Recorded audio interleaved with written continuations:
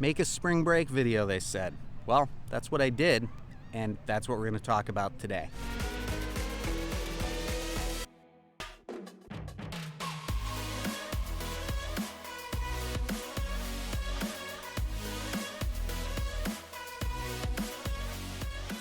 Now, I've actually made a couple of spring break videos over the course of the last couple of weeks, and today I want to share with you sort of the tips, the recommendations, the things that stand out to me when I reflect on making these videos, because hopefully it will help you in your filmmaking journey. So number one, determination is a powerful thing.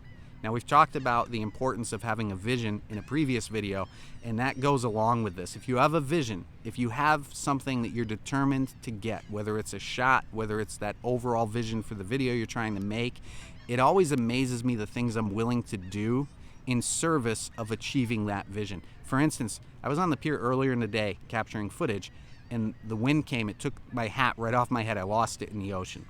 Now, later on, I decided I wanted to get a shot where I was hanging my camera over the side of the pier, and the camera would look like it was either dropping down slowly or rising up. I wasn't sure which version I was going to use just yet, but I knew that was the basis of the shot that I wanted to capture, and I was determined to get that shot. So the nervousness around losing my camera, a very expensive camera, I think, really wasn't going to stand in my way of getting the shot. So that's the first thing. The second thing is that when you're making a video like this, sometimes getting a lot of footage can be your friend. Now, this is an interesting topic, and I might discuss the other side of this in a future video, which is that sometimes people spend too much time getting too much footage. But when I go out and I know I'm going to document a day, an event, well, I try to get as much footage as I can for a couple of reasons. One of them being that I don't really know how things are going to fit together in the edit. I don't have that fully planned out in my head just yet. And so I'll get several versions of a shot. When I set the camera in place and I find a composition I like, then I might do a push in, a pull out. I might slide the camera side to side, drop it up and down, and do all sorts of variations in addition to one really important shot, which is a safety, which is just a stationary shot. And having those options when I sit down to edit is incredibly helpful because, again, I don't really know how things are going to be fitting together, and so I don't know what's going to feel right for that moment. So having a lot of footage can be your friend in certain situations. The next tip, going out and filming in public doesn't have to be that scary. Now, this ties into the first thing that we said, which is that determination can be a powerful thing, and that determination can override the fear that you might feel about going out with your camera. The other thing that can happen is you can kind of spin that fear around and look at it as excitement. But certainly when you go out in public with a camera, whether it's like shooting this video or the spring break videos that I've shot or any number of other videos I've shot on the beach, there's a nervousness around it. You don't know how people are going to respond. You don't know what the interactions are going to be.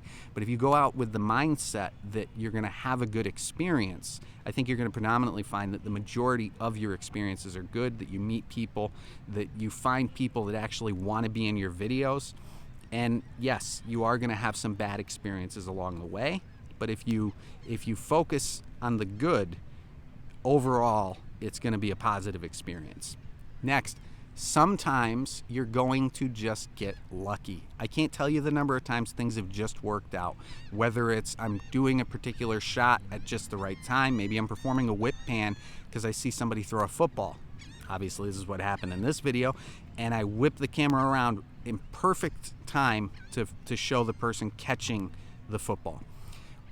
But this happens in so many ways, whether it's just the lighting works out, the people that you run into, you have a good experience and you're able to get things that you want. You know, putting yourself in the position to have good experiences is important, and collecting enough footage like we talked about is also going to help you to get lucky, because the more footage that I'm collecting, the more opportunity I have to catch things that I wasn't expecting to catch on camera. Now, the last thing is that sometimes it's best to just edit as quick as you can, at least the rough draft of your edit, because sometimes I can get in my own head and that can delay the process. And if I go out making a video like this, usually I try to spend more time on the front end collecting the footage than I do on the back end editing everything together. And so when I sit down to edit, I'll scrub through all the footage. I'll try to identify what are the best takes, what are those happy accidents that happened, what are the things that I captured I didn't even notice I captured. So you look through all the footage, and then I try to edit everything together in a concise way that makes sense as quickly as possible, so I can get that rough draft done, go to bed, get up, look at it again the next day, kind of fine tune it, and then I'm done. So that's my approach to these videos. Hopefully this helps you in your filmmaking journey, and I'll see you soon. Take care. If you're ready to get started making movies of your own, let me help you learn how to tell your story the way it deserves to be heard.